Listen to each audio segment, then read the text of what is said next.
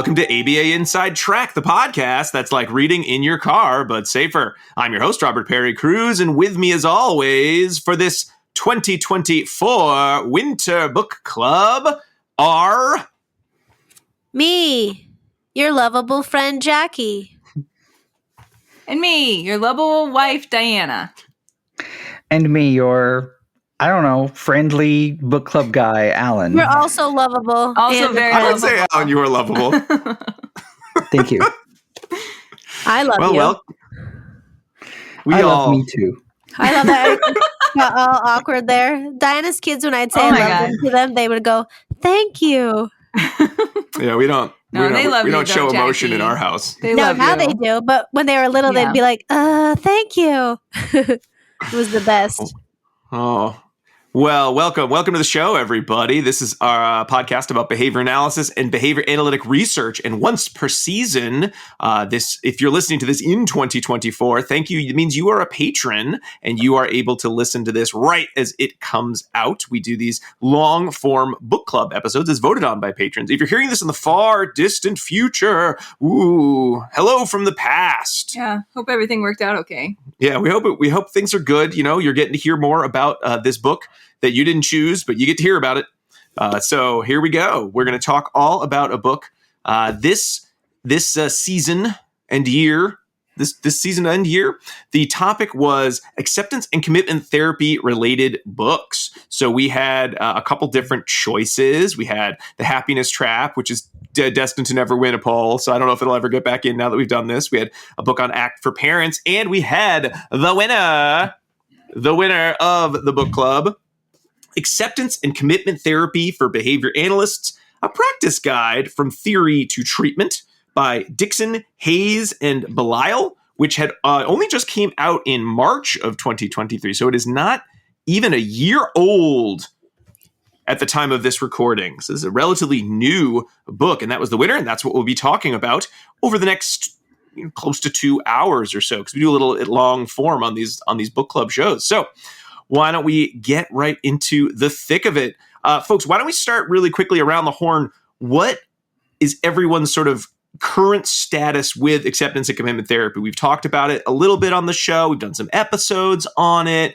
And I think we all are coming at this book from a very, well, some of us from closer perspective, but we're all kind of starting this book as a very different audience members. Each of us kind of a slightly different audience member. Alan, why don't you start us off? Sort of where are you in your ACT journey up the mountain, as the metaphor is? Well, as a practitioner, I have access to the AIM curriculum and several other sort of tools that incorporate ACT. I've done some, CEUs involving ACT, especially for like parents. That's where I find I use it most, of like trying to use that like values and commitment based language to help parents in terms of identifying treatment goals and things like that. But I personally have used it in my own therapy journey for 6 or 7 years now, like for quite a while, starting with Happiness Trap and moving on. So, I feel a comfortable novice. I put it that way. I have a long way to go, but I'm not a complete newbie. Okay. Jackie, how about you? I have taken some classes in relational frame theory. I have gone to workshops with Dr. Steve Hayes. I did an ACT boot camp. And I am on the fence on whether we as behavior analysts should be using ACT in our practice. I see some benefits. And I see some things that make me a little nervous. That's kind of where I am. All right, Diana. I probably know the least about ACT of the people in this group. And I read this book, I guess, as someone who really doesn't have a lot of background other than basically what we've done in preparation for previous podcast episodes. So that was my perspective coming in. Okay, and you? As for me, I think I've read more ACT and heard a little, heard some kind of professional development talks on the subject. So certainly I've read Act Made Simple by Russ Harris. I've purchased a couple other ACT books that I was like, I'm going to read these books, and I have yet to do so. That counts, right? I did finally read The Happiness Trap because I realized it's never going to be probably a book club choice again. Maybe. But I think now that we've done this book, it's kind of going to be off the table. So I said I should just read this book. So I did finally read The Happiness Trap, not exactly in preparation for the show. Similar to Alan, I've had some times in my life where I have found therapy to be very helpful. And the last 2 times, I think I really was going through some challenges. I said, I'm going to actually try ACT because I'd already read Act Made Simple, and I did the thing that the book, this and The Happiness Trap tells you, which is try these out, do these. And I said, no, I'm just reading this book until the end. I'm sure I'll use this someday. And I decided that someday was then. So I specifically looked for ACT practitioners, and I found it to be very helpful. I have a couple of strategies and kind of metaphors and sort of ways that I continue to use, really kind of relating more towards, I think, my own acceptance and my own kind of presence or mindfulness component, whichever phrase. I think they change the phrase in the hexaflex every now and again. I've done some PD, some really a long one with Evelyn Gould and Juliet Sandoz. They had like a multi-part series over the pandemic that I got into and realized that they were talking at such a high level. So I was really playing a lot of catch up. It was amazing, but I was just so behind. So I had to really catch up a lot. And then certainly I've seen Mark Dixon talk twice this past. In the last 6 months, he was spoke at Stone Soup. I thought he did a really nice talk looking at, I think, the peak curriculum, sort of some of the modifications that he and his group had made for using peak for younger children or for individuals with moderate disabilities. And I found that to be very interesting. So that's about as much as I know about relational frame theory. And then he also spoke at Babbitt earlier this year as well. Earlier last year in 2023.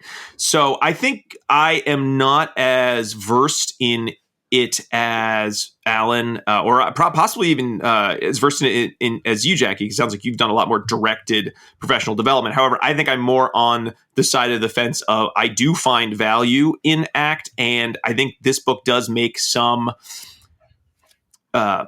statements related to how the average BCBA might also find ACT useful in their practice. Whether or not everyone's going to agree with that, I'm not sure. But I certainly did come into this book and read this book with some knowledge and with an interest in using more ACT, specifically because most of my clients these days do have complex verbal repertoires. They can use metaphor. So some of these procedures and some of the framework, I guess, of ACT may be helpful for them, I think. Not that I can do it because I don't have a supervisor, but have been actively looking for one in the past few months to see about maybe using some more of it in my own practice.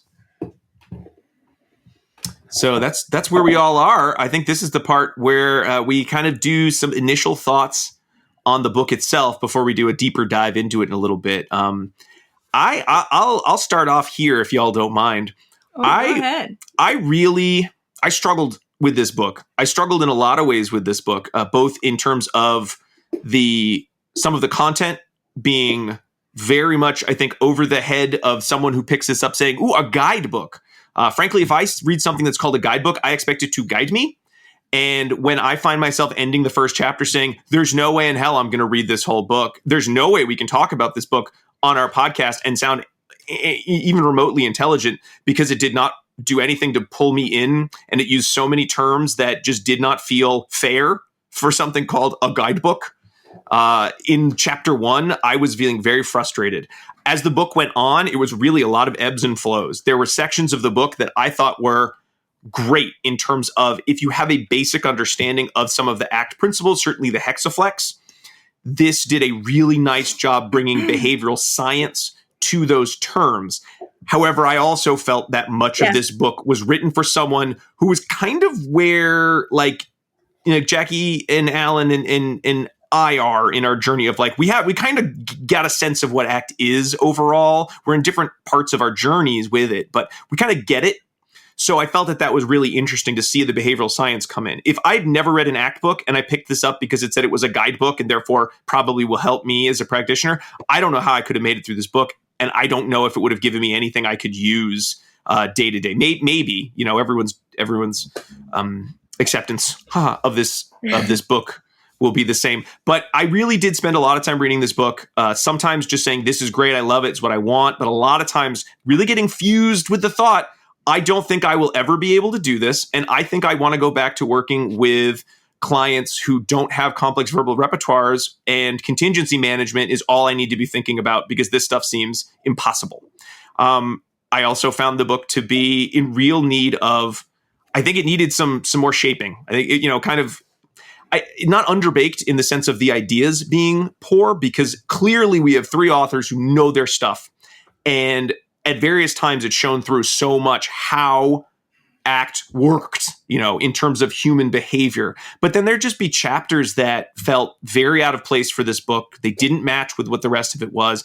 I really left the whole thing saying, if they'd cut out 30% and then really polished the 70% that was left, this really could have been something that I think blew some minds in like really exciting ways. But as it was, I was just sort of left hot, cold, hot, cold, hot, cold. And the whole experience left me feeling very frustrated. I did then, however, continue and say, you know what, I am going to learn more. So I did leave this book feeling more interested in learning about ACT. So it didn't, poison me to the whole thing. And I did use some of the metaphors. Now, I've also read The Happiness Trap since I read this book, so it's not all going to be this book. Some of it's Happiness Trap. But I did use some of the terminology in these books the other day. When my son was feeling down, I was trying to get him up to go to do some activities. And he later, unprompted by me, told Diana that Dad gave a really good pep talk this morning. It's about a 7. So, and talked and 7 out of 10. It was 7 out of 10. He didn't say what it was out of. 7 out of 10. So I definitely learned a lot. But yeah, I think as a book, I'm a bit mixed overall. But that's where I kind of am in the general sense.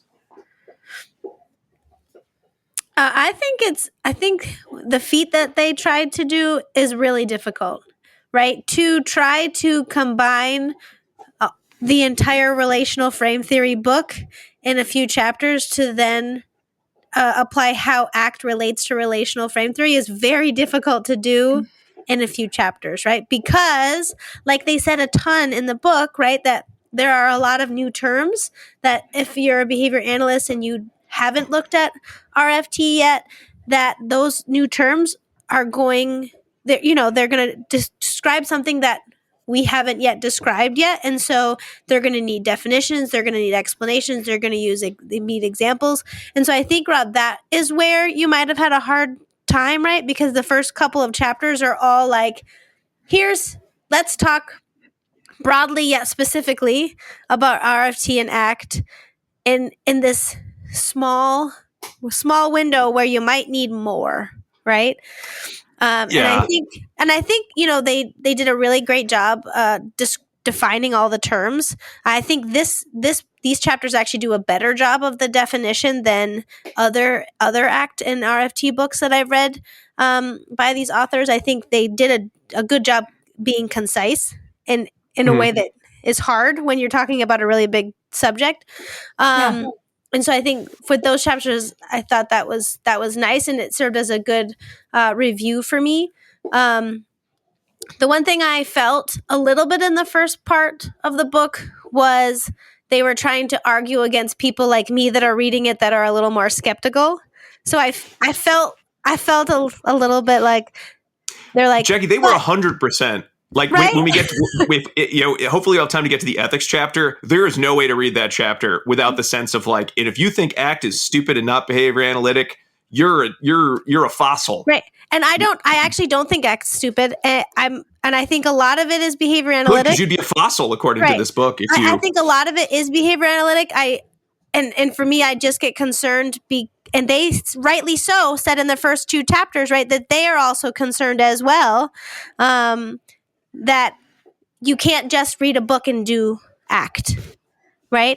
And so having a guidebook is great, but you can't just read this book and then be an ACT practitioner, right? Yeah. And that is, I think, the slippery slope with behavior analysis and ACT is we don't right now have like now look, I am a BCBA and I have a specialty that is certified through an outside body that is not, right, the ACT bootcamp people, that is verified by like ABAI or verified by the BACB that says now I can practice this. And I think that is what concerns me because it is very different, right? There are pieces that are outside the scope of behavior analysis, right? For all intents and purposes for graduate school, right? Like in graduate school, you don't necessarily learn about psychological disorders. You don't really necessarily learn about depression, anxiety, and what can happen and, those types of things. And then if as a behavior analyst, you are now expecting yourself to treat those, that's the part that makes me uncomfortable, right?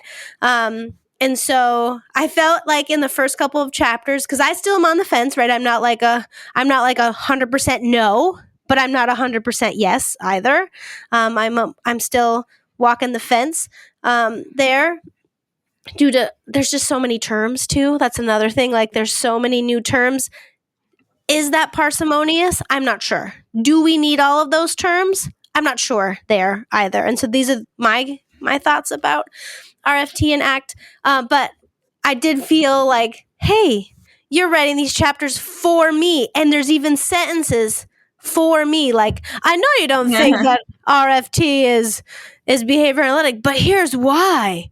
And so I thought that part struck a chord with me when I'm reading it, that I was like, oh, you're writing this for the person that might be skeptical, but shouldn't you be writing it for the person that is not skeptical, that is all in? Because that's the person that's buying the book, presumably, right? Not me, if I wasn't in this book club. Yeah. Alan, I know you were the person. I feel like we're saying it like Blaine. You were the one who wanted this in the poll. You brought this to our attention as a possible option. I wanted to do Joy of Parenting. We always want to do. We'll do a parenting one someday.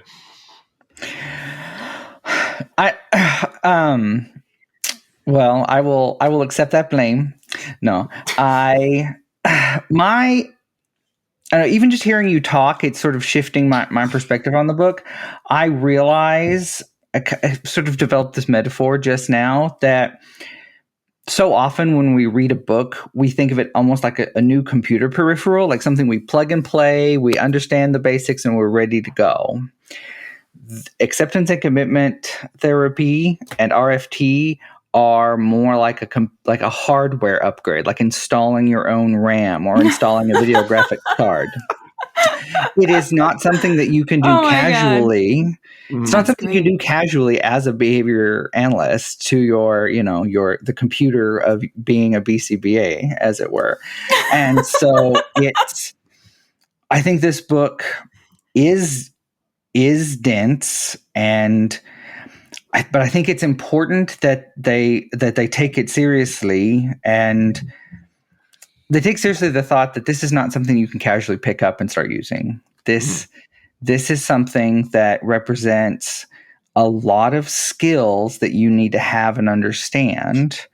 And so if you pick this book up and find it a little hard to access, it means you just need to be very careful in how you use ACT in your practice, and to just make sure that you don't, because it's just a big shift for us as a field into sort of what we're talking about, a shift that we probably need to be taking very seriously, because we're getting into other people's scope of practice quite seriously.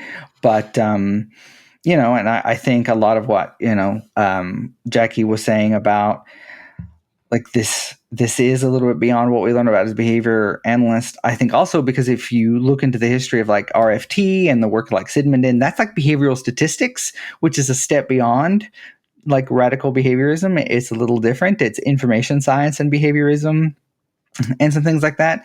So I think that's also why it can be kind of inaccessible at times. So my impression of the book is it communicates very seriously why acceptance and commitment therapy is important to our field, but also why you have to be very careful how you move forward in its use in your practice. It's not just What- the hexaflex. Right. One thing I would recommend is increasing the font for us oldies out there. Woo! The font is, I can't even tell you, maybe 8.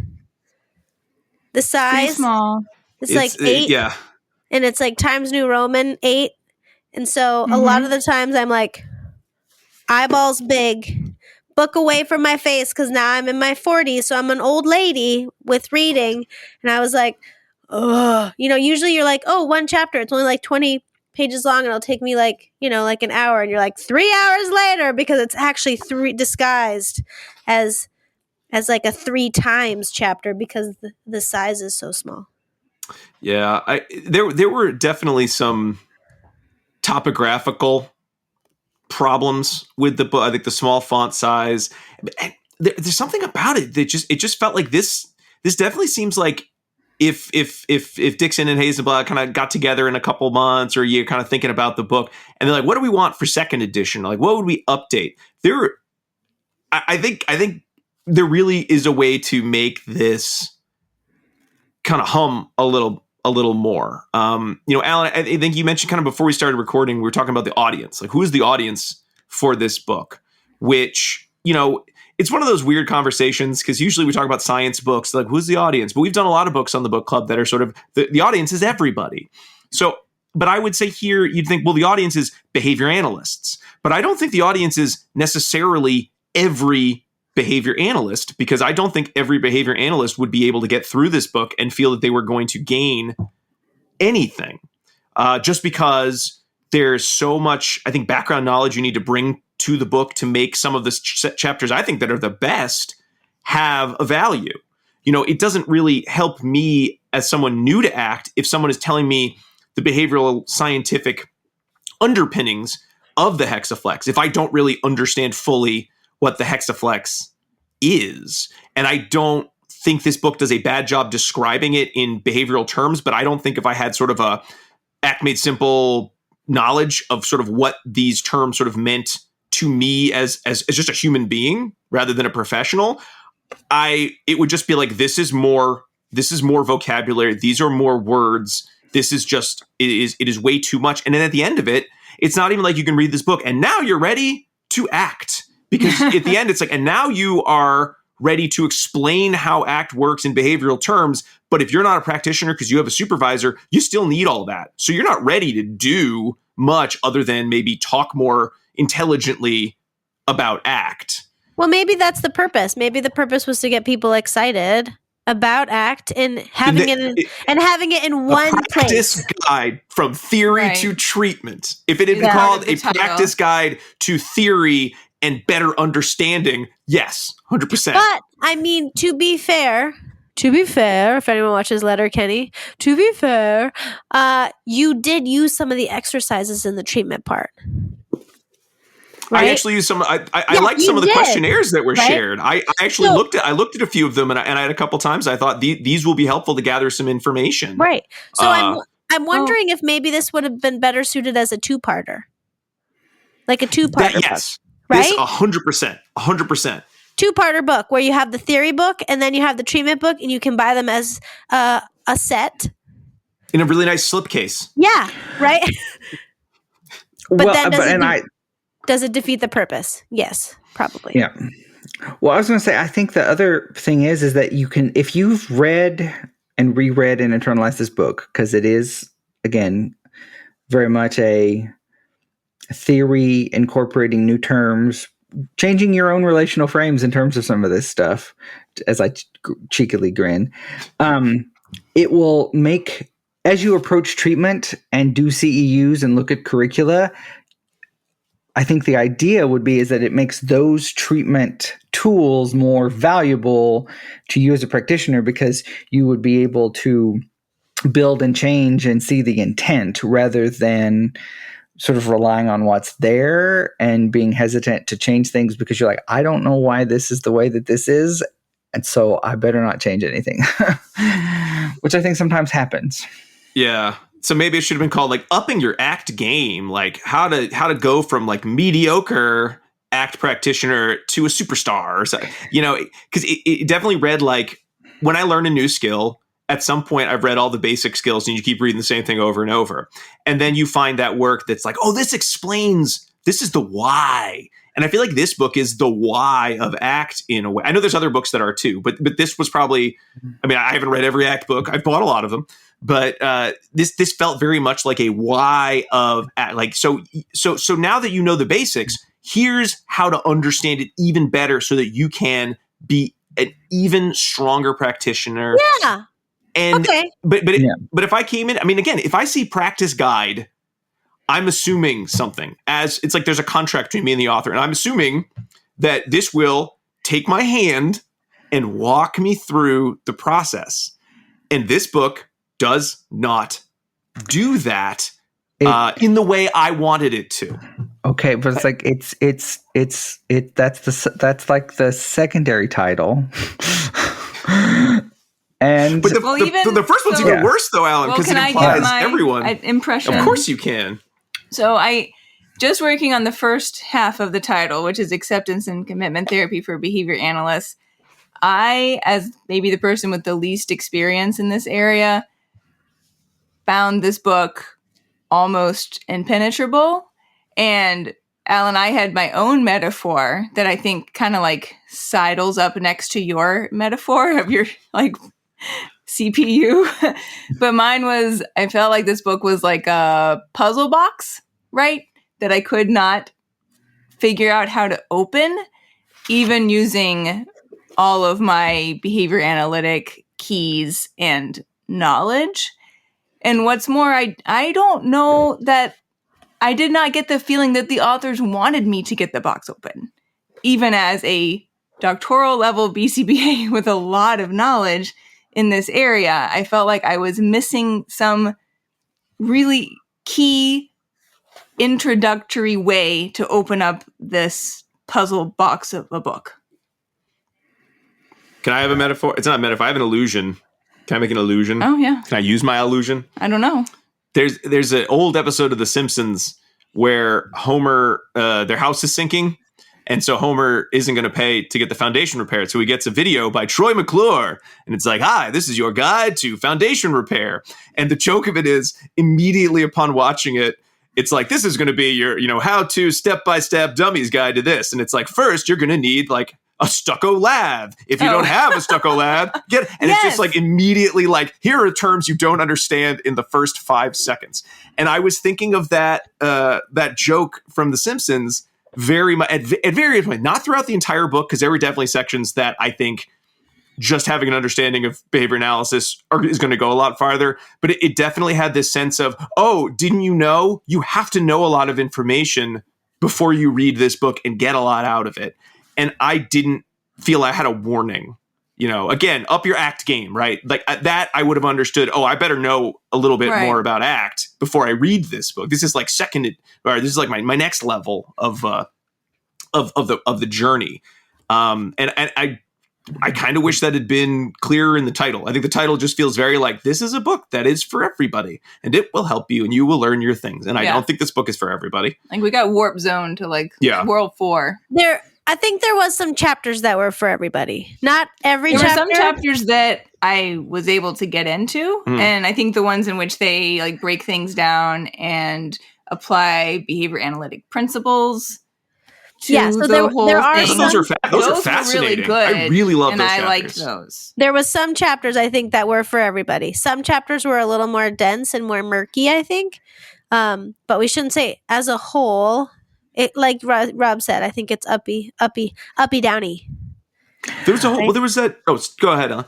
Well, I was just going to say, just since Diane, your experience, since you just have the least experience with sort of the RFT and all that, let's say that you sort of use this book, you read it, and you self-assess. Like, this is the stuff I didn't understand.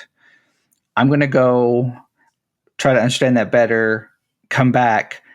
Could you use this book in sort of a conversation with yourself to like, you know what? Like, I feel like I'm really confident with ACT now because I've got like one book that shows me not only what I know, but what I don't know and feel I should know, and then come back and change your practice like through not immediately. It might take you years to do that. But if you really wanted to incorporate ACT into practice, you feel like the book might be more useful then?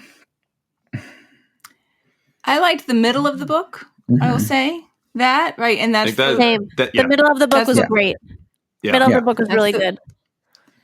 I guess we'll get to it, hopefully.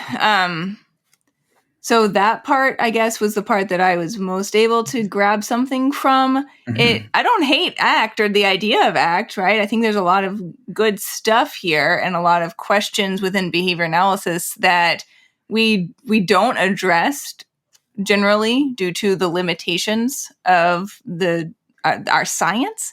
So it's attempting to answer those important questions, right? And you're going to get into murky territory in doing so. So I totally get that. Like, I'm on board with all of that, right? I don't feel at all prepared to now teach ACT or do ACT based on this book, but I'm not completely turned off to the idea of it. I might seek out another book that might help me better. Mm-hmm. And that was just my question. Was like, do you feel that this gives you clear information to go follow up on, to be like, well, I didn't really understand this part, so let me go look up these terms and like figure out what they're talking about here. Because I think maybe. There was also a part of it, and I don't think this is necessarily the book's fault, but I think this book made a very good case for how relational frame theory plays into challenging behavior, or the function of challenging behavior, and then how ACT could be used as a component of behavioral treatment. But it also then left me feeling very much like, if I'm not using ACT and my clients have a complex verbal repertoire and it's not like slam dunk, it's just contingency management, baby stuff, then that's not how that is. No. But it's just simple contingency management, right? It's the stuff that you're definitely going to learn as a BCBA. I think the point of the book was to share how our field isn't necessarily jumping forward in terms of socially significant treatment options as we could be. And this might be why, this lack of understanding. On the other hand, it then also left me saying, I don't understand how I would use this necessarily. I still need a supervisor. How am I going to get this practice? So, book, all you've done is convince me that I need to know this, but not how to do it, not even what my next steps need to be. And I'm just going to go to work tomorrow and feel like I'm failing everyone counting on me. Now, again, that's not the book's fault. I'm fusing. I'm the one who's fusing with that thought. That's me. I was like, yeah, there's a chapter on that, Rob. Like, let's talk about that. But still, whether or not it's, I'm observing, self is I'm the observing self. I'm having the thought that I'm horrible at my job because I'm not understanding everything in this book so that I can put it into practice. That's definitely you. That is all you, dude. That's me. That's totally you. But I did not feel that way. And I work with adults, right? Adults and young children, and everyone that I work with, right, has a vocal verbal repertoire for the most part. Mm-hmm. I didn't feel that way. So I don't think you need to feel that way. That's all you. But maybe we, instead of talk about the book and how we felt about it, let's talk about the book, right? So there's we can do that. We're already like a half hour in, and we only have an hour and a half left, and we have 3 parts, right? Yeah, we'll get through it. We're not going to talk in every detail on this book. It's too big. It's too much. Right. There's too much to know. But let's move into that. One other general point I'd like to make, which is all the past guests that we've had on the show who practice ACT, and other folks I know who, really ascribe to this, are some of the most people who are like the most at peace with themselves, right? They seem like extremely self-actualized and really jazzed about this approach to understanding their lives and really like placing their values forward.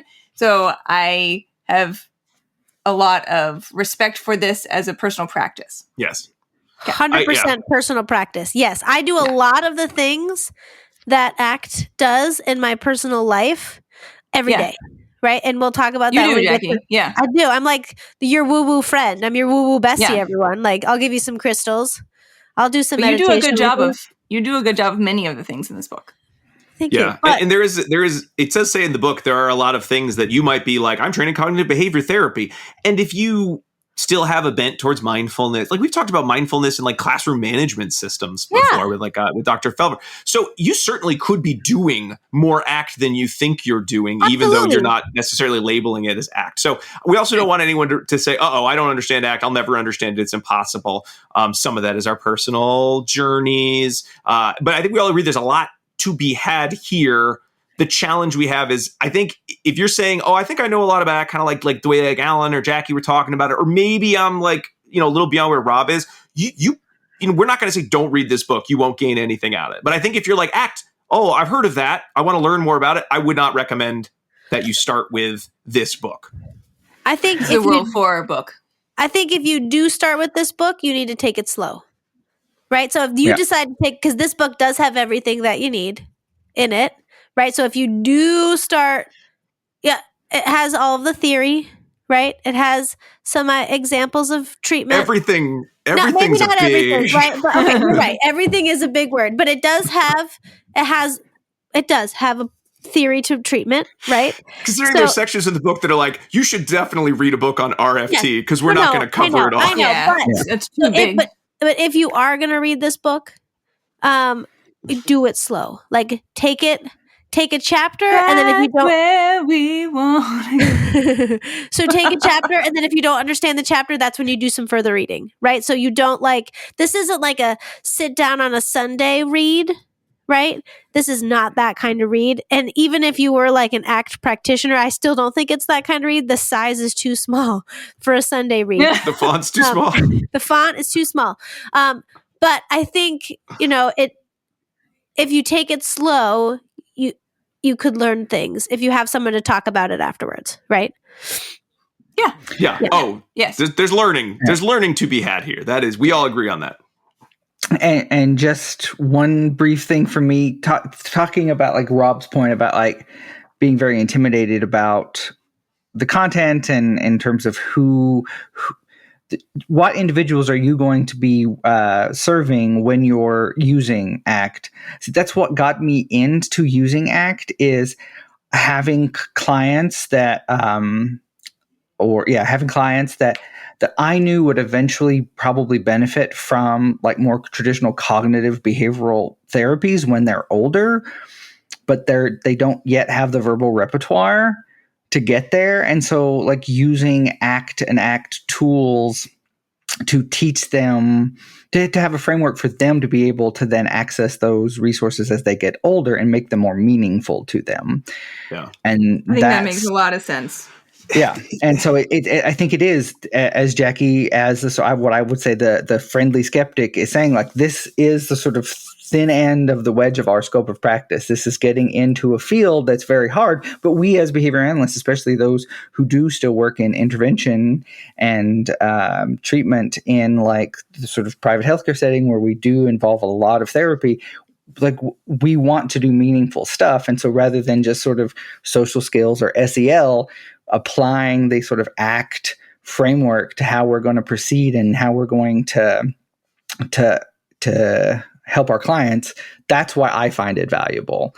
So, well, it definitely made me want to take a look at the peak curriculum, possibly to teach myself relational frames a little bit more. Because let's go one weekend, you and me. Let's go through it. We'll just do it. We'll just knock it out. I love it. Let's just knock it out. It sounds good. I feel like I'll be in a good. It's like I know what the students know. I think I'm ready to read the next book on the subject. All right, so a little, your mileage is going to vary on this book, but let's take a little break. Kind of our final, not our final thoughts, but our initial thoughts. Let's take a little break, and when we come back, let's dive a little deeper into what acceptance and commitment therapy for behavior analysts has to offer. We'll be right back.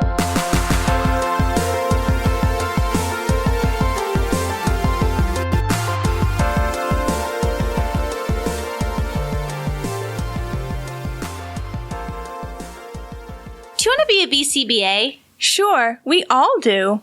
Now you can come to Regis College in Weston, Mass. to get your graduate degree. Choose from any one of these courses. Masters of Science in Applied Behavior Analysis. Masters of Science in Special Education. Dual degree in Special Ed and ABA. Or be eligible for your postmaster's certificate. You can complete your degree and be ready to sit for the exam in 2 years. And our 2017 grads had a 100% pass rate on the BACB exam. Come enjoy practicum placement support, ethics mini handbooks, PhD level professors, small class sizes, and a service trip to Iceland. If interested, don't delay. Supplies are limited. Learn more at regiscollege.edu. Again, that's www.regiscollege.edu, regiscollege.edu. One more time, www.regiscollege.edu. See you there!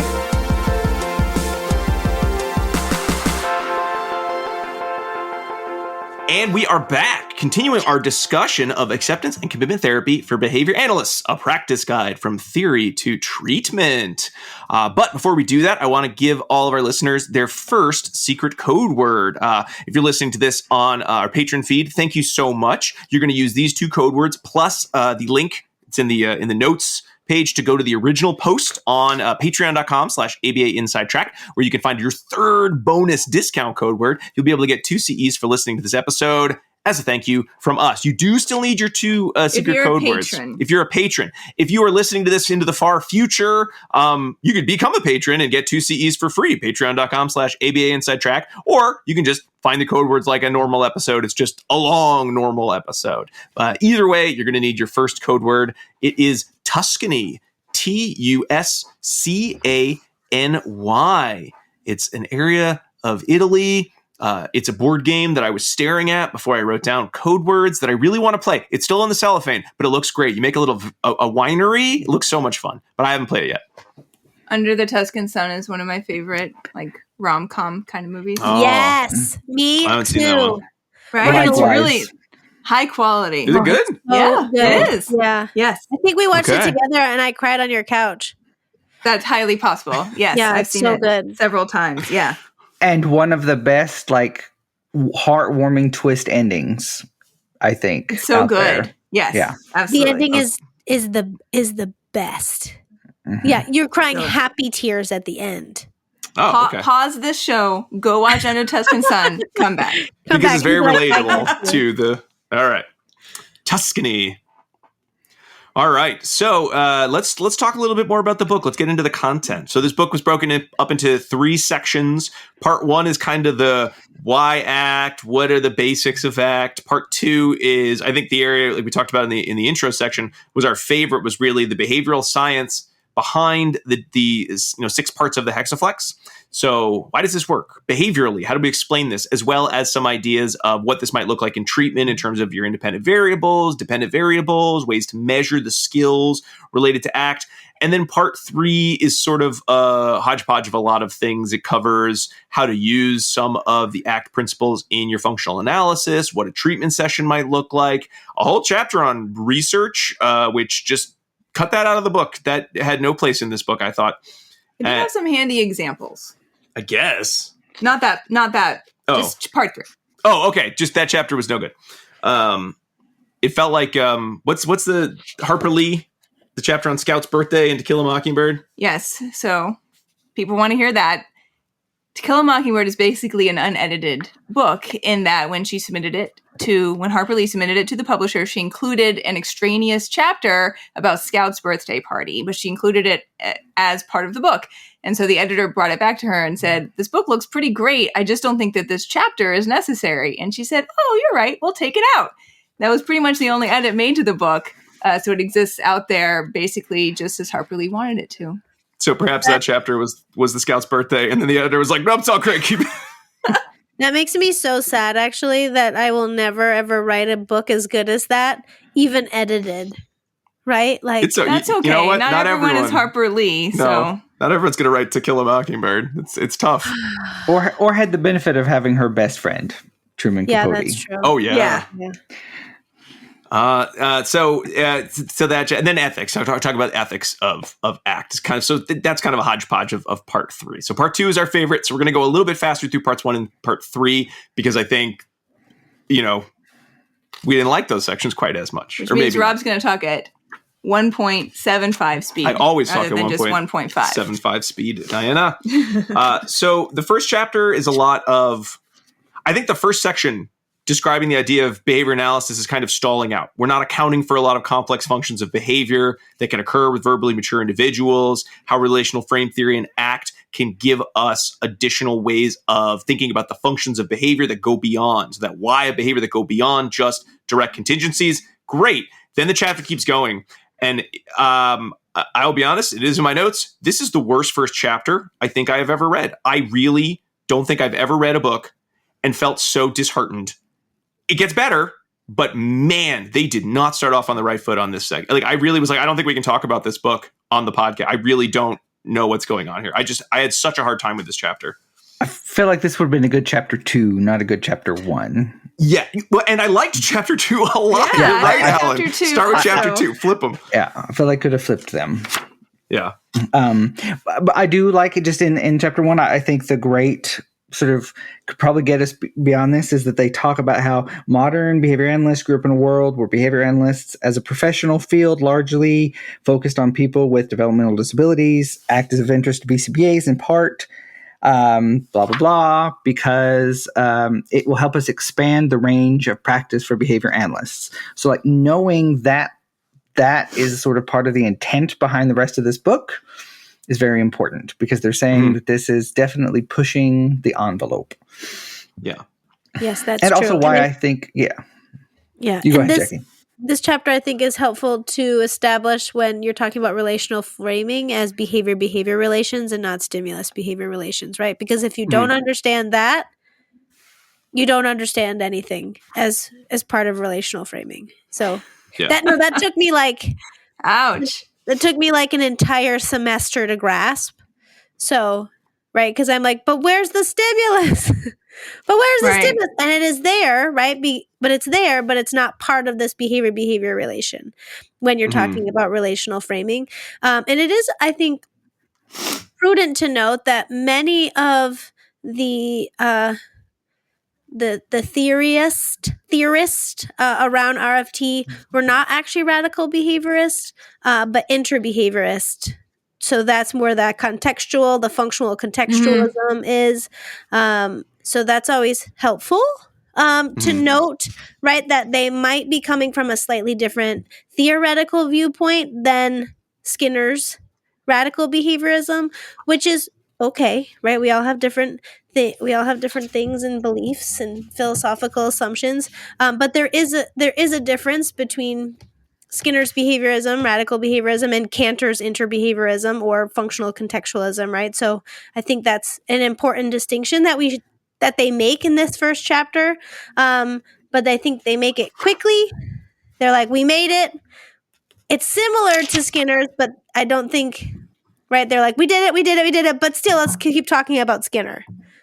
I think that was a ploy to the behavior analysts out there that are primarily radical behaviorists.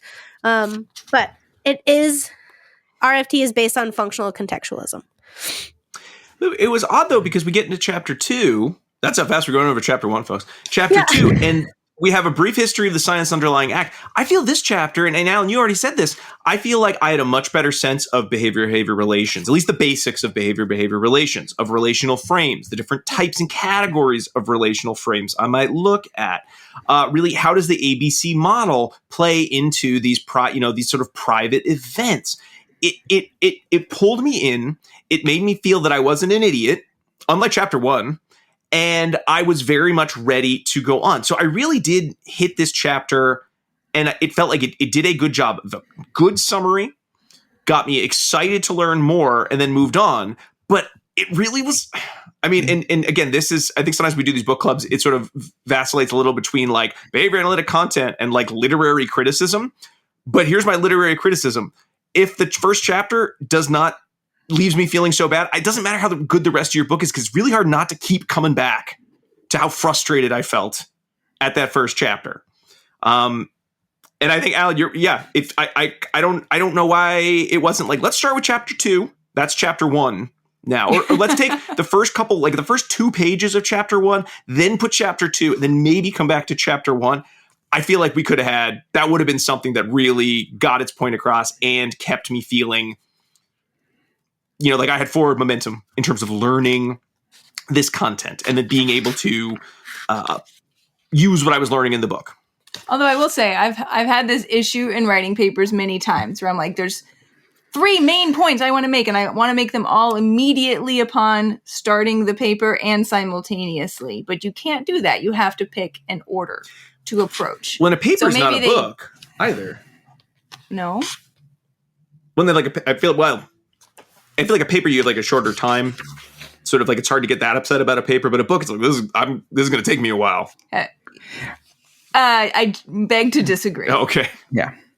And I think that what could be said in sort of favor or sort of make why chapter 1 is what it is, it's definitely the most,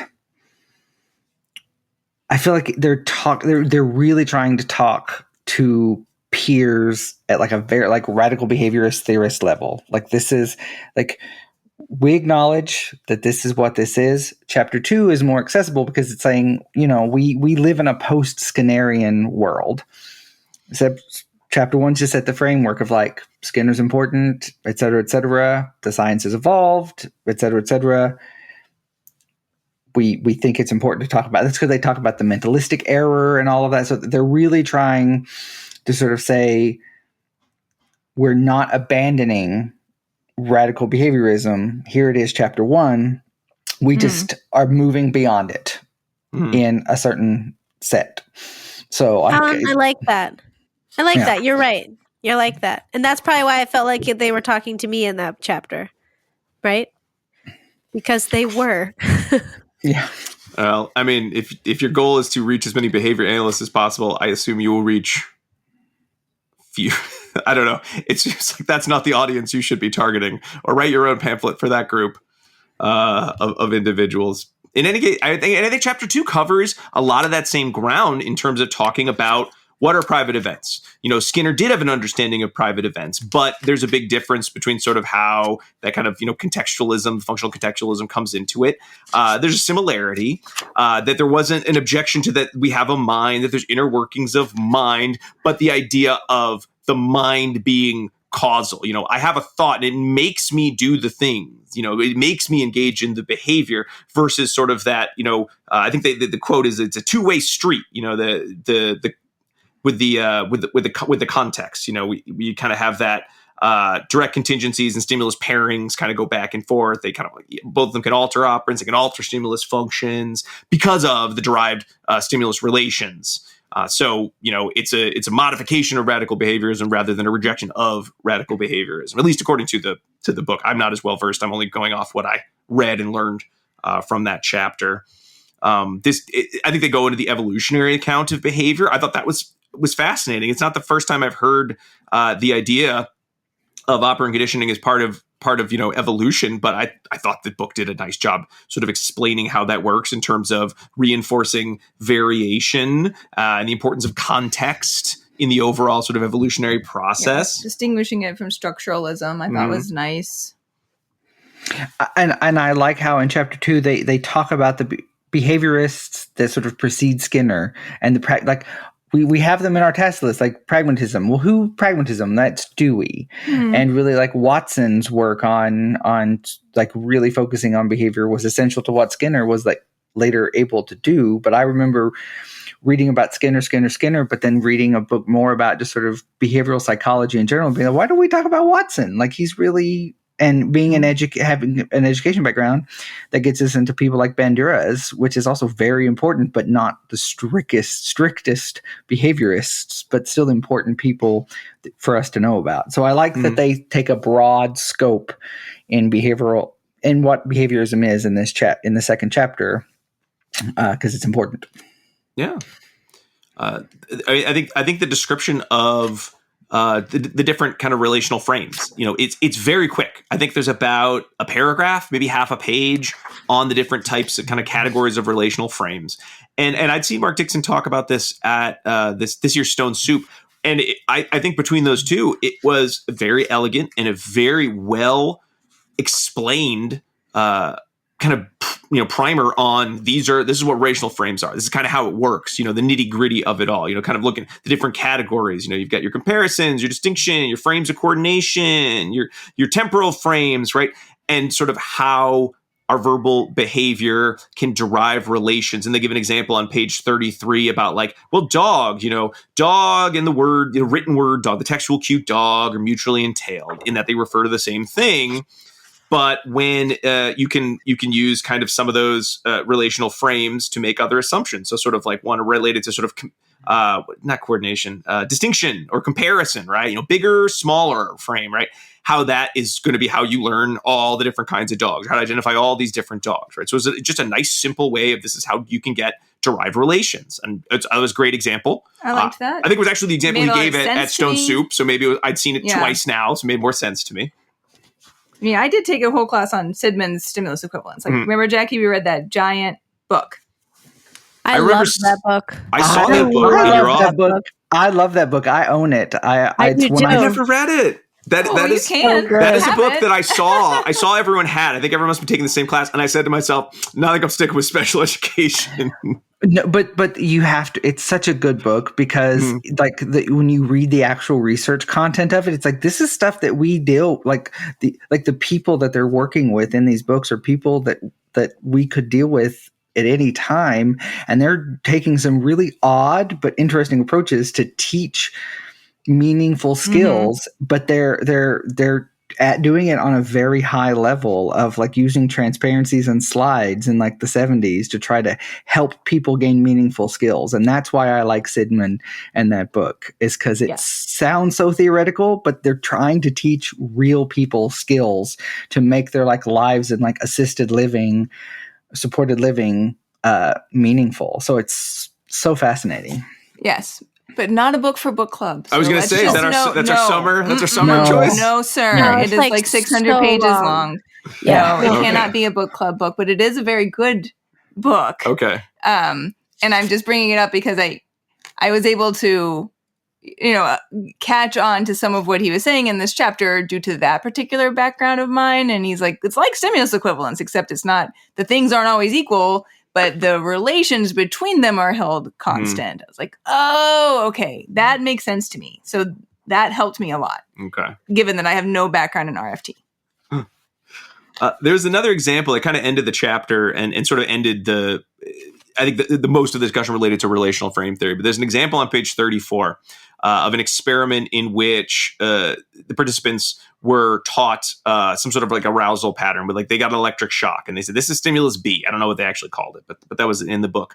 And it was paired with shock. So when you see stimulus B, they could show on their measurement tool, the arousal rate of arousal or the severity of arousal. They could show, well, yes, this is the arousal that comes from the idea of this is going to shock you. This is the arousal you get. And then they would teach a relation that, stimulus C over here, that's worse than stimulus B. So even though stimulus C had never been paired with shock, it could elicit stronger arousal in their measurement. And it can't be stimulus generalization, right? Because stimulus C and stimulus B aren't the same. There's no formal similarity.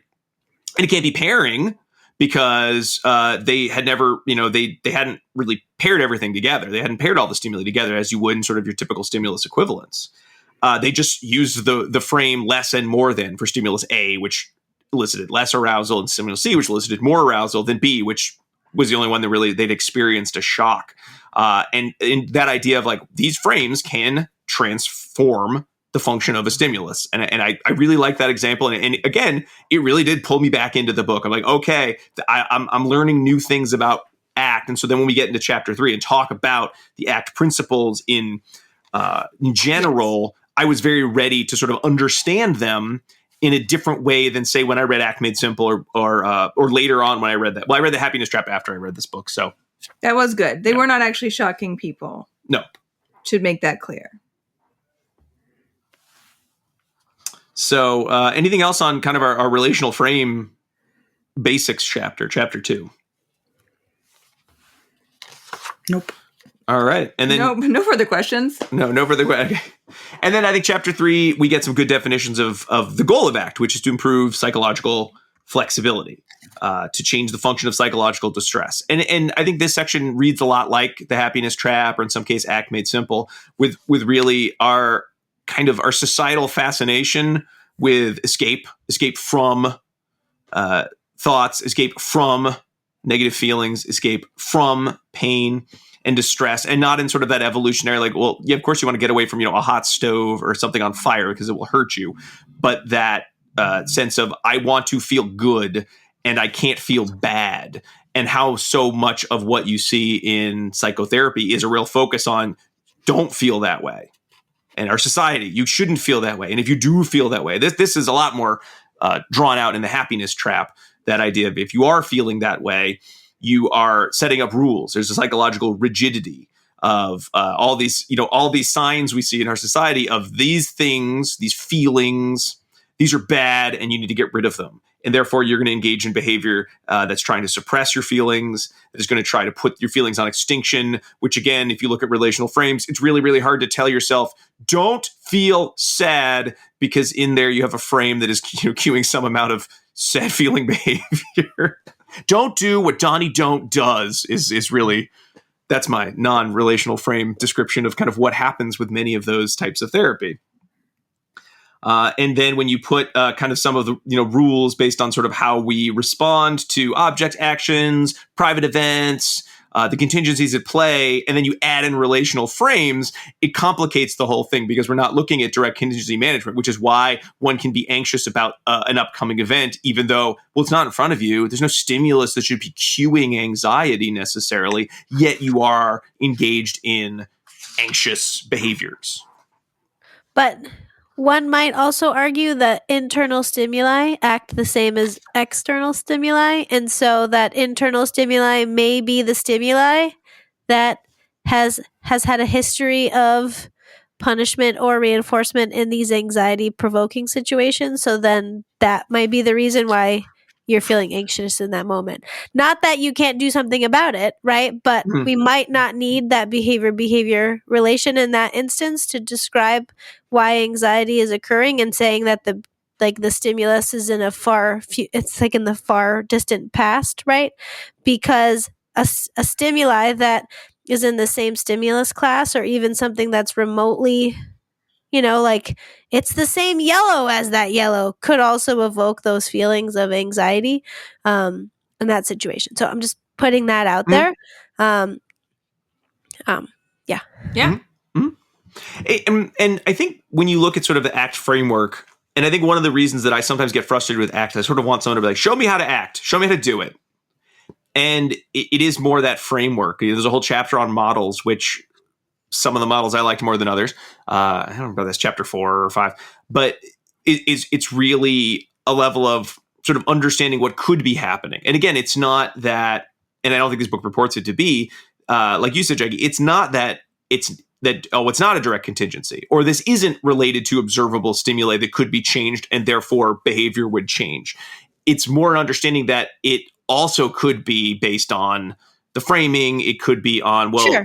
You have all these complex verbal behaviors, or you're setting up these very rigid systems, these Right. rule systems that are leading you to engage in behavior that avoid certain private events, which are then leading you to engage in actions that are moving you away from reinforcers in your environment. And we get into values. So, Right. value committed actions, to reach those lifelong values. And it really is that sense of, you might not need this. However, there's a difference between you don't need this all the time and it doesn't exist. Those are two different discussions. And that's, happiness trap, I think, does really good with that, in terms of, if you like this and you think this is what's happening, great, you should use this. But the goal is not, and now you will do the steps in the hexaflex every day, because if you do that, that's as bad as when you were like, I can't do any of these things. Because you really have to take the flex. When they talk about your flexibility and talk about acceptance, it has to be all-encompassing acceptance. It's not just I just have to accept not to be anxious, because then, well, that's just as bad as where you were before. Well, that's the whole chapter on acceptance, right? It's about accepting the negative and also accepting the positive. Yeah. So, are we ready to talk about part 2? Well, let's go over the hexaflex real quick, because I think this chapter does a really nice job of just, if if you were like, I bought this book, it sounds like maybe I'm not going to get something out of the whole thing. I think chapters 2 and 3 are the best kind of summary type chapters in the book. So we've got kind of our hexaflex. They talk generally about psychological rigidity, psychological flexibility. I like the definition the definitions they used in this section. So I think it's on page, let's see. It's page 45. 45. Do you want to read it, Alan? Do you have it in front of you? Yeah. So psychological flexibility has sort of 6 features. Self as context, given a distinction between you as a conscious human being and the psychological content that is being struggled with. There's acceptance, which is, are you willing to experience that content fully and without needless defense? There's diffusion, which is things are as it is and not what it says it is. There's committed action, which is to do what takes you in the direction of your chosen values, and that's values. And then at this time and in this situation, so contact with the present moment. Mm-hmm. So it's I like the way they lay it out, but it's also funny because you have to read it as one long sentence for it to make sense. I had it in my notes. I forgot they did that because I had it in my notes as the one long sentence, but I actually like it now that I've read it and I've read the one long sentence. I prefer it as the breakdown to go over the components of the hexaflex too. So we got our fusion, we've got our values, committed action, self as context, which is I think the hardest of the 6 in the hexaflex. And certainly by the time you get to it in the book, it feels a little extraneous in some ways because they sort of... Yeah, you have to describe it before you get there to get it. It's a bit but of a... the hexaflex is just like, these are the 6 aspects of acceptance and commitment therapy that you're going to be engaging in order to kind of like go through all this process. Well, but it's got a whole special name. Well, it's those are the components of either psychological flexibility or psychological rigidity. So again, depending on where you are with them. These middle level terms, that's what they're calling them, right? To describe what's happening. Yeah. There's so many of them. Yep. Yes. Right. So there's just so many. Too many terms on the dance floor. Yeah. Do we need all of them? I don't know. But that's where I get kind of hiccuped a little bit. Mm-hmm. So maybe if you're doing this all the time, then you need them, right? Yeah, and then maybe, right. That makes sense. I kept thinking as I was reading this, I was like, is this the same parallel to, Cooper behavior analysts that are like, we need to know all these terms in this big white book. And we want to make sure you're using them all correctly. And all of those terms have like specific meaning for me, right? And you can use them right and you can use them wrong. But if you are not in our field, it all sounds like gobbledygook. You don't want to use them at all. Yeah. So like, am I being hypocritical and not making the same allowances for this set of vocab? Truth. Yes. I probably am being hypocritical in that way. As someone who went through this as a patient in sort of psychological like treatment context, it's really helpful to have them all. It really is because it really helps you parse out. Thanks for that, Alan. That actually helps me hear that it's useful. Like as someone that's not done it a whole lot, right? Not done it at all, right? Just have read about it as an academic in a sense. Knowing that the words are helpful to you makes them helpful to me.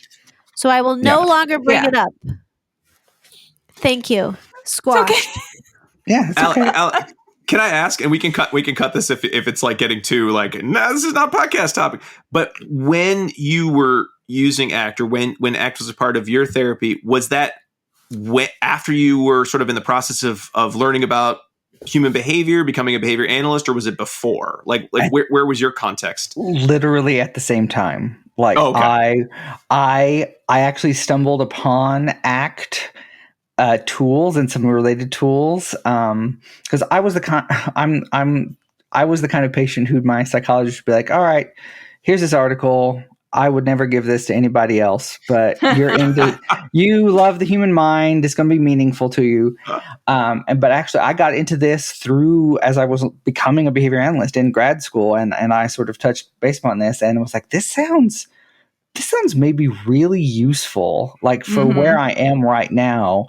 And actually had so much success with it that my psychologist was like, you know what? My next year of CEUs are going to be on this because like you showed me that this is really like interesting and helpful and a part of my own practice.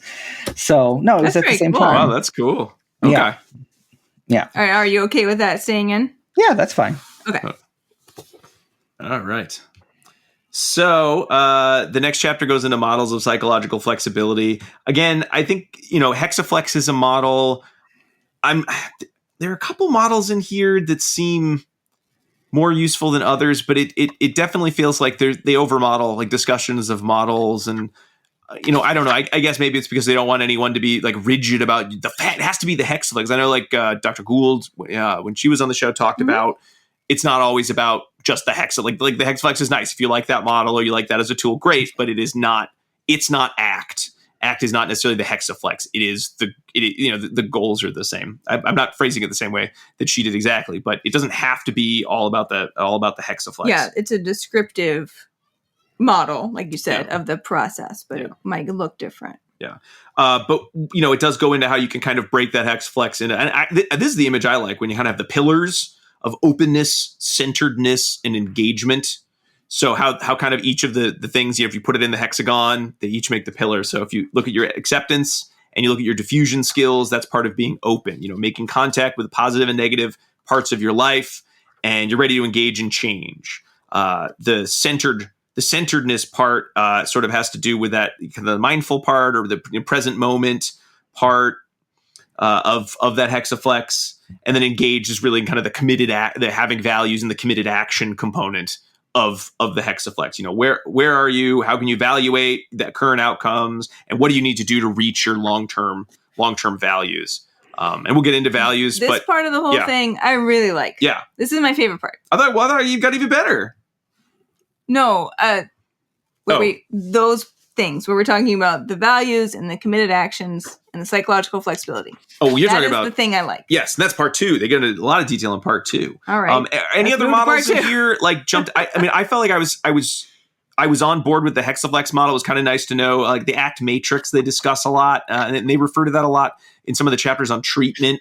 It's kind of a framework around psychological flexibility. You sort of have these dimensions of values consistent and values in, because it's just like a Cartesian coordinate plane, and then private behavior and overt behavior, your thoughts and feelings, and sort of where are you in each of those, relations between your overt and private behavior and your values consistent and your values inconsistent behavior, and how you can sort of use that as a visual within the context of your treatment. That seemed interesting. A lot of the other models, I was like, that's 2 models is good. I'm good. I'm ready to move on. But I don't want to give short shrift if anyone had another model that they loved. Well, I would just say that the other model, that's the EEMM model, the hexaflex with evolutionary science expanded model. That one is nice in terms of you thinking about, in terms of adding like a very strong like biological component into this, because if you happen to be working with people that do have differences in affect or differences in just like biological need or whatever, it's nice because it's laying out that there will be effective motivational differences that aren't just the hexaflex. And so that was really useful for me to see, and I'll be following up on it just as a different way to conceptualize ACT than the hexaflex and the sort of derived models. So okay, it's the RFT version of ACT, which I really appreciated. All right, as I don't dislike RFT, but I'm less familiar with RFT than I am with ACT. That model was not my. Well, I didn't dislike it. I just didn't grab me quite the same. I felt like I was swimming in acronyms at that point, and I needed out. You don't want to talk about the hyperdimensional and model? I feel like the EEMM, EEMM model would be nice for someone who was like a practitioner, a scientist practitioner, and like an academic sense, trying to really, really develop new methodologies, as opposed to sort of the hexaflex, which feels very much a chair and couch. This is what we're going to implement in our like therapy sessions kind of idea. So, okay. All right, let's move into part 2, which was, I think, our favorite overall, I think we're consensus this was our favorite part of the book, approaching the ACT processes functionally and analytically. And I think this is great. I think even if you were like, I don't know about this ACT stuff, is it really behavior analytic? I think you'd find something in this chapter. Even if you're like, I don't want to practice ACT, I don't want to use ACT, but like, is there really a behavioral component to it? How can you explain these terms behaviorally? I thought these sections did a really, really great job. I think if you're interested in using ACT, these chapters did an excellent job also kind of giving you a chance to think about these processes in ways that went beyond, just sort of some metaphors and some ideas. I did like go ahead. I would say a good way to maybe guide your practice going forward. Maybe a good way to guide my practice. Or guide your self-discovery. Right? Like, yes. When I was reading these chapters in part 2, I was like, I'm already doing a lot of these things. Not professionally, humble brag. No, but I've been doing a lot of work on my internal self. Double humble brag. Years now. Double humble brag. But not professionally in a academic sense, right? But I absolutely consider these things when I'm doing treatment planning, right? Like when I'm working with parents, I'm not like, well, we should just do this. I'm like, well, where do you want to be in 5 years, in 10 years, in 15 years? Like, how do you think we should get there? Right. So I think the things that ACT does are great. I think you could do pieces of them without doing ACT too. One other thing though, is one day during the pandemic, I was sitting in one of our head counselor's office at our wellness center at Regis, where they have counseling services. And our head counselor loves ACT, and she does ACT. And when I told her it was behavior analytic in nature, she's like, no, it's not. And I was like, no, it absolutely is.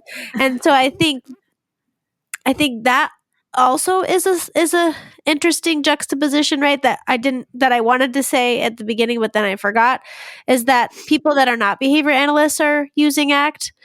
And so I think that makes it harder for behavior analysts to do, right? Because it's like we tried to have the psychological realm use it, and some people like it, and some people don't. So we'll come back to behavior analysis, but it feels like it kind of skates the line of both, right? And you can, as like a therapist, which she is, and she's amazing, and I love her to death. In case you're listening, woohoo! I think she's a lot more comfortable practicing ACT than I would be, right? Because she does have that background in training and those types. The parts that I'm most uncomfortable with doing professionally, she's had those trainings in her graduate programming. Right. Yeah. Yeah, and I think when we talk about the practice part of it, there are sections of the book that really do cover what it could look like, what your use of ACT could look like. But I think it had the same challenge that I found in this section as well, is it just feels like there's so much. And this book really wishes it could give it all to you at once. And as someone who has taken a long time in life to realize that getting everything, I want to know it all. I want to have it one place. I want you to give me everything. Then that's like a monkey's paw wish of like, fine, here's the book that has everything. And you're reading it and you're like, I'm getting bored, or I don't understand what's happening, or I don't have the context to learn. There is something to be said for knowing I'm going to take this bit of information and I'm going to give you so much only in one area. And then I'm going to give you the hooks that will bring you to learn more, but I don't have to teach it all to you now. And I think part 2 almost felt like if it had just been a part 2, a book where it was almost all part 2, and then a little bit of the hooks that you get in part 3, I would have been like, champing at the bit of like, come on, Dixon, Hayes, Belisle, like give me part 2. Like, where's your other book on this subject? I got to learn more right now. Versus the let's try to get it all in here, and then at some point we're going to realize there's no way we can make that as a book that people are going to pick up and then read and then try to utilize. So that was definitely kind of a challenge. Like, this section goes over a lot of great, looking at dependent variables related to each of the ACT components, or independent variables, or what might this look like in terms of how you would measure this.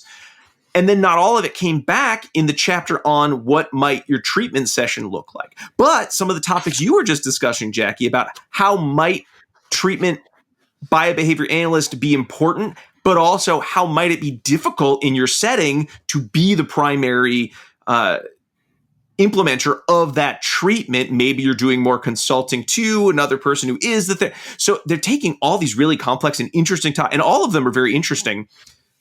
But when they're all presented kind of within the flow of one discussion, it makes it very hard to kind of put it all together in terms of, well, what does this mean for me right now as a behavior analyst interested in ACT? So I think they could have gotten away with this section, especially given how much they focused on different types of measurement.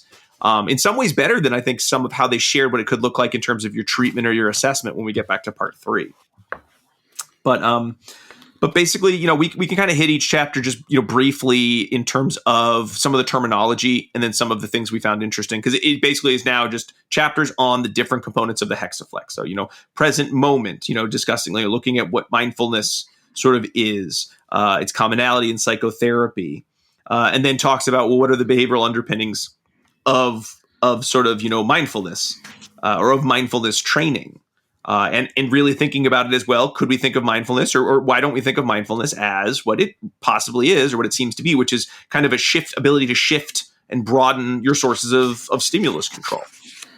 How can we put our mindfulness response under operant control by practicing, by having cues in our environment that help us evoke our mindfulness actions so that we are able to sort of weaken the stimulus control that come from a lot of verbal relations that can leave us fused. Which, again, it's hard to talk about one component of ACT without talking about every other component of ACT. And then it allows us to focus on our committed actions because we've weakened some of the stimulus control of our kind of fused verbal relations so that we're able to focus on maybe our verbal relations related to our committed actions. And then even it goes into things like, well, what would be the dependent variable if you're using treatment and you're focused on that component of the hexaflex? And it'd be like, well, you could measure, how long an individual can sort of orient their various sensory organs to objects in the environment. That's, I think, my favorite. I still use it. The technique I learned was the drop anchor, which was, a huge component of it was that mindfulness, was that present moment of, before you do any diffusion, first transfer that stimulus control, transfer your focus to 5 things you see, 5 things you hear. I think it was like 5 things you hear, 4 things you feel, 3 things you smell, 2 things you hear, or whatever ratio you want. They're not that flexible with the rules. And then after you've done that, then you can do some of the diffusion type activities. And then you can think about what is my committed action I'm going to take. So you certainly can measure things like, hey, what are you noticing that's going on in the environment as a way to actually have a treatment goal around improving that present moment awareness. Yeah, I thought that made it really applicable. Mm-hmm. Do you want me to say more? If you want to say more, you should say more. I don't really. Are we reviewing all 6 hexaflex components? I think, yeah, given our timetable, given that we're not going to be like, it's not like some books where it's like, we kind of told you all that you need to know about this book, read it if you like, but you got the key point. This is not a book we're going to be able to even come close to doing that. So if you're hearing these and you say, that sounds interesting, you're going to now go read the book, like or a different ACT book, I suppose. But we're not going to, guide you to ACT. We're not purporting to do so. We're discussing a book. I think when we look at some of the other hexaflex sections, I know present moment awareness, that's one that I've focused on a lot. So I really tried to pay a lot more attention to that. I try to be present moment aware of that chapter because, man, am I not mindful of what is going on in my surroundings. What does Yoda say? Always on the future. Never knowing where he is. And I just sort of related this present moment, a lot of this, like in terms of like attentional flexibility and intentional training, very important. And one of the areas where you see a lot of like research outside of our normal or not normal, our historical context. So like the comprehensive behavioral interventions for tic disorders or for tics, a lot of those, they're in Java. So that I think they are considered behavior analytic, but they incorporate a lot of this like present momentness and attentional training work. So like just as this would be a good sort of good basis for understanding some of those interventions a little bit better. Yeah. Well, that was, I mean, of the hexaflex, that was the one I was most interested in. And then in terms of how you would, teach it, measure it, use it as sort of an antecedent intervention. Even the idea of what was the antecedent one they had, adding that. I mean, that's the drop anchor. It's pretty much adding your present moment activity before you engage in other behaviors. I mean, that's one I have found immensely useful in my own life, because I'm rarely thinking about what is happening so much as what I want to happen, what I don't want. Actually, mostly what I don't want to happen. And it's really hard to come up with your committed actions when all you're trying to do is avoid some outcome, some painful outcome. How about, I mean, we don't have to do them in order. I mean, the chapters, I think we've got, acceptance comes next, and then we have, diffusion come next. I mean, I think let's pick the ones that are we're the most valuable, or we found the most valuable to our own journey, whether professional or personal, mostly professional, I would hope, but certainly it's hard to do some of this without doing our own kind of personal reflection. Then we have values, committed action, and then kind of self as context, which I'm fine if we gloss that chapter, because it was the hardest. As they say in the book, this is the hardest one to understand, and it kind of just relates to all of the other components of the hexaflex. I think, as I said before, I really like the two chapters on your thinking about your long-term values, and then how that should then translate into your committed action. Yeah. I'd love to talk a little bit more about the values component, because I think in terms of reading about values in some of Russ Harris's work, it was more, the focus there is on values as behavior, as sort of like long-term, things that are important to you in your life. So they weren't using behavioral terminology.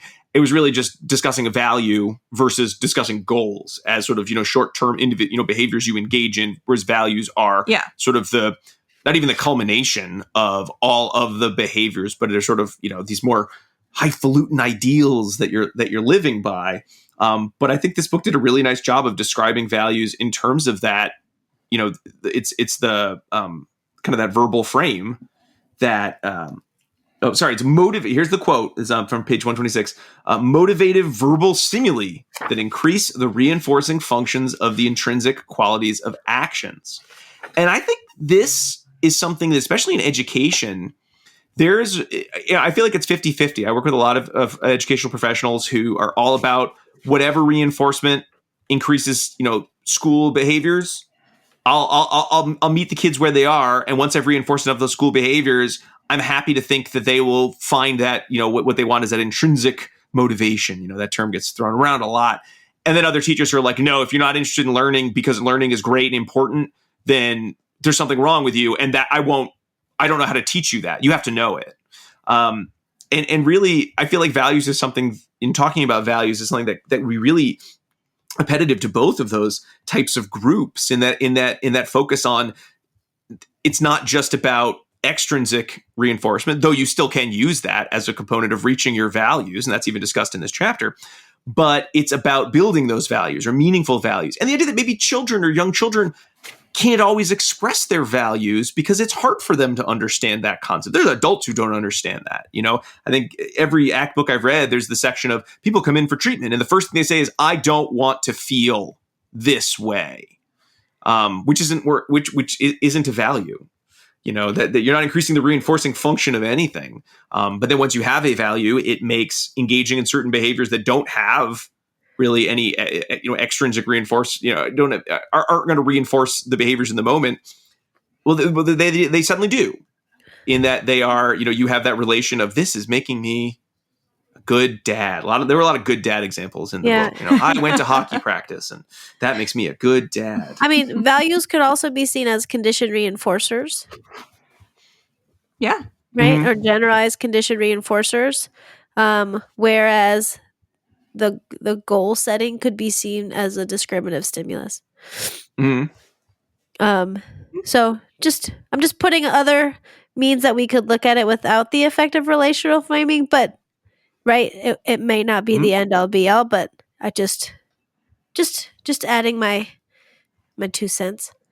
Oh, sure. I mean, all that part is all just about like, this is a way in which we can theorize and attempt to apply like our behavioral terminology to what we think is going on here, but you can't prove these things. Yeah. No, even if I say that, right? I can say that, but that doesn't mean it's true. Yeah. Right? Yeah. Because we So don't it's- know. Exactly. Yeah. Just to touch base back on acceptance a little bit. Sure. I think it's the one that's like, it's very important that if we're going to I should say acceptance and commitment. So it's very important, but it's also seems the most like private event mentalistic, because what it is, it's an acceptance is a series of behaviors that you're engaging in where you're exposing yourself to an aversive, probably internal stimulus. But if you think about what we do, especially often in like caregiver guidance and in trying to help people better tolerate and even be motivated within the context they're in, it's a very important step, because if you're not engaging in acceptance behaviors, you're engaging in avoidant behaviors. And those avoidant behaviors can often undermine the outcome that you're trying to achieve, or even set you up to be pursuing an outcome that isn't realistic or isn't actually healthy for your client, but your caregiver is in a different spot. It's one of those moments of tension. I think even going back to our podcast on the history of why am I blanking? Conversion therapy? Conversion therapy. Yeah. Talking about like, well, why don't we promote parents being okay with their children being different, and why don't we teach neutral skills? Why do we prioritize the needs of the parent over like this seemingly intrinsic part of their children? I think that is a really important part and a really useful part of what we do. It's just feels the least comfortable because it's you can get into mentalism very easily, but if you frame it in terms of acceptance behaviors, like we're going to talk about this and be okay with it. Like we're not going to avoid this topic entirely, or even just for the short term. Let's just say that what's going on is okay and focus on the short term outcomes rather than constantly trying to like sort of get to a sense of normality. And that's what's an important part of ACT and functional contextualism, is that normality isn't really a thing. It's a construct. Like we live in a context, and so we should make that context functional and happy, or at least enjoyable for the people within it, not be pushing toward some ideal that probably has some very dysfunctional components to it if you really dig into it. So just because we kind of glossed over acceptance, I think that's an important part. Yeah. Well, we were going out of order. We go with whatever order is best. Of course. One thing in this section that I found interesting, or this chapter, was talking about acceptance versus kind of behavioral willingness. And, because I tend to sort of hear those terms and think they're kind of the same. They're kind of the same thing, right? Well, I'm willing to accept. I'm willing to accept all these feelings, and therefore I'm willing to sort of deal with them. And really, how when in terms of that ACT framework, how willingness is observable behavior. The willingness topographically could take the form of what you would think of as acceptance, and that you could reinforce someone for staying in a crappy environment or in a crappy situation, and if there's enough reinforcement, you thin it over time. They'll engage with that. They'll engage in behavior that they were not willing to before. and how the willingness and acceptance maybe could be the same, but they're not necessarily, because the acceptance is more about is less about the fact that, like, fine, I'll tolerate, or I will go, or I will do these things that I do not like, because the acceptance has to be about being open and flexible and non-judgmental in terms of the moment-to-moment experience. So willingness is I can engage with whatever these behaviors are, with the acceptance being, that's the kind of that subtle difference of, I don't want to use the definition in the term. Well, I think I like acceptance, and acceptance is important because it ties the idea of tolerance, which we do a lot of. We talk about tolerance a lot, and motivation into they puts them into the same heading. Like often, what we're looking for when we're teaching tolerance is a way to create like high motivation despite these other circumstances. And so thinking about, and that can be very important, and I think is a very important, as opposed to older fashioned ideas about tolerance of like, oh no, you're just going to like endure this and not engage in a certain set of behaviors. Well, that deprives the person that you're working with of like their motivation, and why should they do this? Why is it important that they gain tolerance for X or Y? It's usually, hopefully, because it's going to be more motivating for them in the long term and better for them in the long term. Yeah. So, yeah, I guess it's the experience of. I mean, I think they kind of refer to it as like experience of the emotion is with acceptance, where the willingness is just I'm avoiding enough aversives, or I'm being reinforced enough to sort of just deal with this. Whereas acceptance, if you're not experiencing the emotion that comes from being in that situation, then there's no acceptance there, and it's not leading to the same outcome. But yeah, like you said, Alan, it comes down to that the motivation. They give some again, similar to the other chapters. They give some really nice examples of how you could assess the acceptance as a dependent variable, what activities you could use to increase its use as kind of an independent variable in your own experimental change in your personal life. I like the idea of thinking about like an exposure activity, because we've done a number of studies where we talked about exposure. And, kind of looking at, you talked about exposure before, like in terms of, dog exposure, someone who's scared or has a dog phobia, right? And thinking about it instead of how are you rating how fearful you are, and more, how are you rating your, willingness to continue versus your measure of distress. So it's kind of the same. It's like the reverse idea of exposure. If it's not about I don't feel as scared versus I want to keep engaging with these behaviors because it has a purpose. Again, what's your value in being? Maybe your family loves dogs and you love your family. Their value would be I want to care about my family and care about others. So I'm going to, I'm willing to engage in behavior related to working with animals, even though it's not something that I would necessarily choose to do on my own, right? That might be an example of how you could use that. Yeah. And Jackie, did you have a section of the hexaflex that you found particularly interesting? Well, one thing in this section, one thing I appreciate is the committed action section.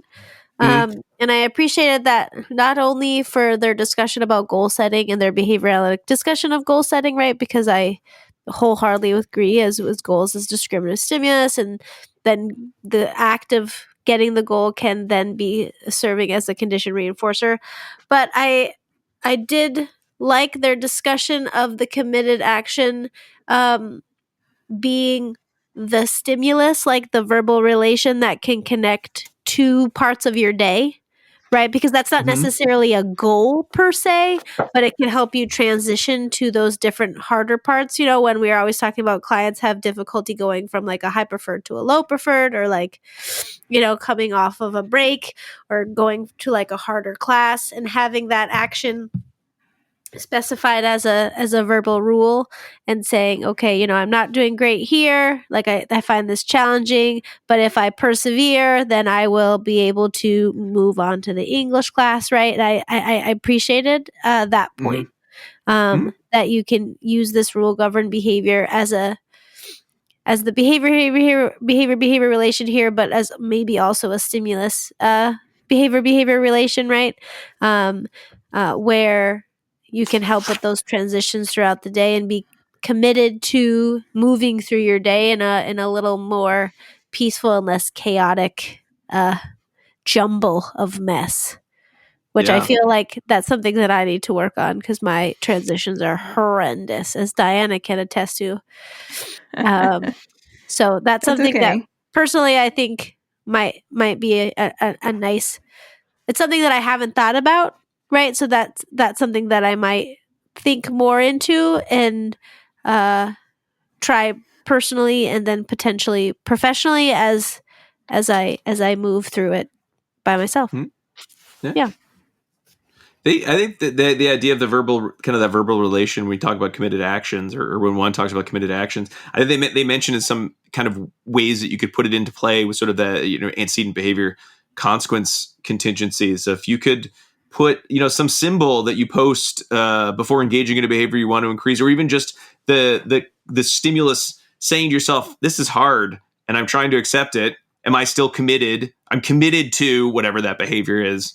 Do I still feel like I can honor that commitment?" And so even like allowing a level of choice of, is this something that I want to take as my committed action? And committed action also, I think, had a lot of what we think of as sort of our more common contingency management, in terms of, you also can just directly reinforce, hey, I'm doing the committed action that leads to my values, and therefore cookie or M&Ms, right? Maybe that's why I resonated more with this one, with that verbal relation, right? Because it is more behavior analytic in this, but there was also that piece that I hadn't considered yet about the verbal relationship there. Yeah. And I do want to point out really quickly in the chapter on diffusion, one of Diana's papers is cited, paper on behavioral momentum. Oh, yeah. To which I wrote in my notes, if you want to make your book even harder to understand, why don't you add in a whole section about behavioral momentum and behavioral density? Which, again, I read it a few times. We've talked about it. I did find interesting, but at the same time, maybe there's a time and a place to throw behavioral momentum into your complicated section of your book. But I appreciated the shout out. Yes, Diana appreciates the shout out. Right. Well, but I'm just going to say, like, it's important because it ties into the idea of, like, resistance is something that we talk about in clinical settings. Well, diffusion is just like a sort of more private verbal version of that, and that there are certain important markers of that when you're going to be using this. So no, I definitely big shout out to Diana that, but it's nice just to see those concepts. Like this is really just something that we're like an example of something we already know as behavior analysts. We're just talking about it in a certain specific context. Yeah. Yes. Okay. All right. Great. And then self as context is a hard one. So read that chapter on your own. I don't think we're going to talk about it right now. And again, I think it relates to much of what we'd already talked about. So once you've read the other chapters, self as context sort of is wrapped up in almost all the other sections of the hexaflex. I found more than the other components of the hexaflex, which you could to some extent talk about independently. Self as context, I had a hard time thinking about it as anything other than a component of that kind of observing self statement, as anything other than part of everything else you're doing. Which is apt. Yes. I mean, they're related skills, right? I mean, we're talking about increasing a behavioral repertoire when we talk about psychological flexibility. And then finally, we sort of covered it a lot not a lot, but we definitely covered it as we talked about it. But part 3 really talks about the practice part. So the ACT assessment process, how it differs from sort of your traditional functional analysis, though still is a functional analysis. I think it was a little tricky here in that many of the different formats of sort of either questionnaires or interview questions that you could be asking had already been talked about in the previous section. So I almost wish this chapter had just been part of each of the individual chapters related to the hexaflex. And then maybe here's a quick summary table of all we talked about, right? As a quick reference, if you just sort of want to remind yourself of some of those components. Though this did have more statements and sort of steps that one would take in terms of, meeting with the stakeholders or the parents of your client. What do you look for in the interview that would be different than in sort of a standard functional analysis, or what we think of as kind of a standard functional analysis interview? How would you look at psychological flexibility? What tasks might you look at to sort of test psychological flexibility?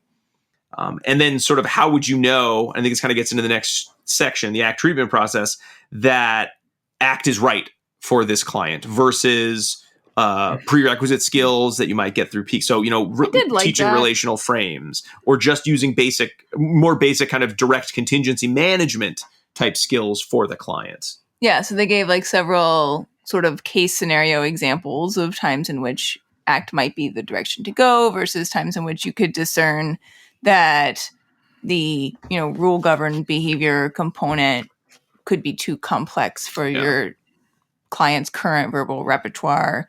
Because, they're acknowledging that it's not always going to be the right approach. And 182 has the nice flow chart of like, should you use an ACT-based intervention? It's a very nice set of like questions of, is this appropriate? Yeah.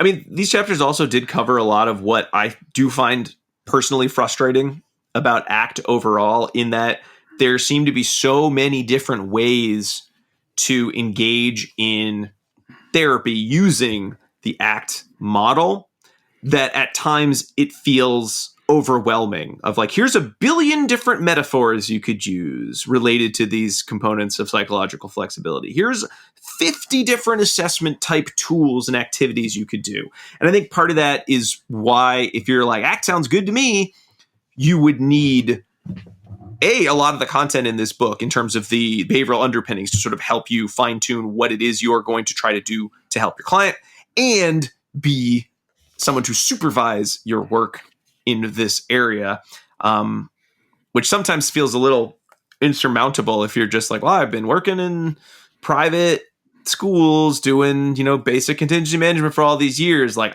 it's got to make a big jump, because that doesn't necessarily make you ready to do, therapy using ACT. But I think the quickest way to see the relevance of this approach is working with that set of clients and their behavioral parameters. Because if you're right, if your experience is only in working with, folks with really limited verbal repertoires, then this seems like, light years away from ever being applicable. But I know, Rob, like, you often work with clients for whom this could be really beneficial. Every emotional behavioral, kind of student in that sort of emotional behavioral disability category, I was like, I can't believe I'm not using this and I haven't used it for years. I'm so behind. So that may make a really big difference for people in, how they sort of interpret the utility of this book is really just based on like their own experience and examples that they have to apply it toward. Yeah. So for me, I was like, I don't know. Like, this seems kind of beyond what my area of comfort is, but that may be limited based on my own personal experience, more so. And if I were suddenly thrust into a position like you have, I might immediately start to see the applicability in the ways in which this is could become part of my repertoire. Yeah, that's important to note, Diana. Like, our primary clients are small clients. We do work with graduate students, but I mean, we don't work with them in this way, right? No, we don't. But I don't think they'd appreciate it if you tried to play therapist to them the same way.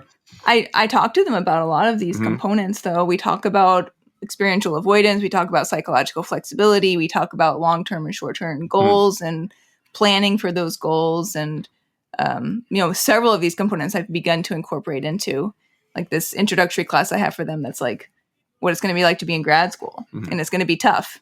And you gotta roll with it. You gotta ride it. Right. Yeah. Yeah. You gotta urge surf. Yeah. Okay. The chapter on treatment, I think, is sort of an interesting picture of what treatment could look like. But again, I think compared to part 2, did not provide the level of specificity that I might want at this point in reading this book, which I understand sort of why it couldn't, because there's so many different options you could take. Talking about goals. I did appreciate this section really focused on, at the end of the day, you're a behavior analyst. You need to support behavior change, not now you're more your acceptance scores have gone up, and therefore I've done a great job as your like, if you haven't changed the behavior of your client or helped your client change their behavior, doesn't really matter what the score is on the cam, the mindfulness They made measure. that point very clear. Yeah, I did appreciate that. Yeah. Or you're not going to write a goal of like, we'll increase their diffusion ability. Would not be an appropriate goal to write, even though you may do diffusion activities. It always has to tie back to the behavior. Yes.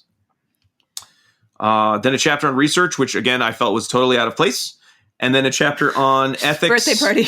That felt very much like it had a little bit. There were definitely some key points that were very important. I don't want to dismiss that, but a lot of the examples did have kind of a grind my gears example. Like how many examples were, my old professor is old and says that he doesn't think ACT is behavior analytic and it's dumb and no one should use it. And it's like, well, professor, you haven't looked at the recent research. Like a lot of them had an odd tone. I found very strange, just very, very targeted in some of these examples. They were not as good as, say, Darren and Adele's ethics book scenarios. There was a little less nuance in some of the ones put out here.